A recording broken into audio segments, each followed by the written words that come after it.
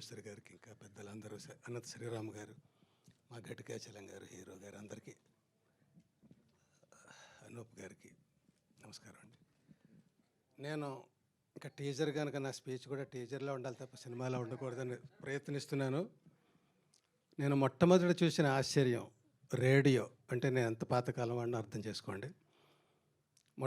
తర్వాత చూసిన అత్యద్భుతం సురభి నాటకం. అవి చూసి పెరిగే మనం నాటకాలు ఆడాలనుకుని నాటక రంగానికి వచ్చాను. నాటక రంగంలో చాలా కృషి తర్వాత సినిమా రంగానికి వచ్చాను. తర్వాత అక్కడ కృషి తర్వాత షార్ట్ ఫిల్మ్స్ అని చేస్తున్నాను. ఈ షార్ట్ ఫిల్మ్స్లో నేను ఎంచుకున్నది ఏంటంటే, నేను నాటకాలు సినిమా రెండూ తెలుసు కాబట్టి ఆ రెండును మిక్స్ చేసి పావుగంటలో చెప్పాలి, అది టార్గెట్. అలా ఒక 70 సినిమాలు చేశానండి ఇప్పటికీ. ప్రొడ్యూసర్గా, డైరెక్టర్గా, లీడ్ రోల్గా, అట్లాగా. అంటే నాటకం అంటే నాకు ఎంత ఇష్టమో చెప్పడానికి ఇదంతా చెప్తున్నాను. ఇంకా నేను నాటకాన్ని వదిలిపెట్టలేదని చెప్పడానికి కూడా ఇది చెప్తున్నాను.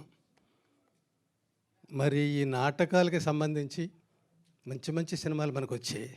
కృష్ణం వందే జగద్గురు, రంగమార్తాండ, ఇవాల్టి ఇది.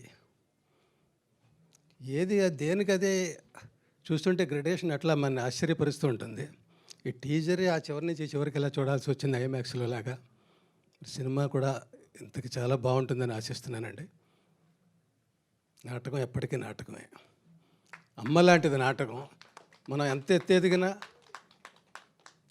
పెద్ద ఉమ్మడి కుటుంబంలో పిల్లలు ఉండొచ్చు, అమెరికా వెళ్ళొచ్చు, కలకత్తా వెళ్ళొచ్చు, యూరప్ వెళ్ళొచ్చు, ఎక్కడికైనా వెళ్ళొచ్చు. కానీ వాళ్ళందరూ కలిసినప్పుడు ఆ ఇంట్లో ఒక పెద్దమ్మ ఉంటుంది, ఒక నాయనమ్మ.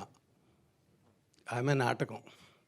తల్లిని మర్చిపోకూడదనేదే నాటకం. నాటకంలోంచి పుట్టిన అనేక రూపాలే ఇవాళ కళారూపాలు.